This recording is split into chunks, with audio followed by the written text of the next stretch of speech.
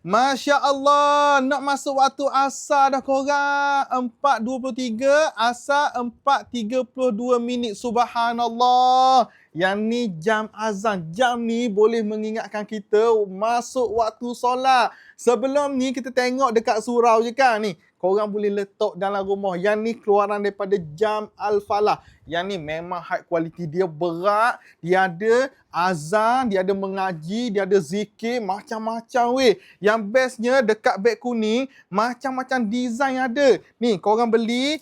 Dia ada bagi remote. Dia ada bagi penyandar dia. Dia ada bagi plug dia. Semua cukup lengkap. Nak buat hadiah pun boleh. Lagi-lagi nak masuk bulan puasa nanti ni. Barulah meriah. Setiap masuk waktu solat, dia azan. Lepas tu ada zikir, ada mengaji. Jadi siapa yang berminat dengan jam azan yang tengah viral, high quality, dapatkan sekarang di beg kuning.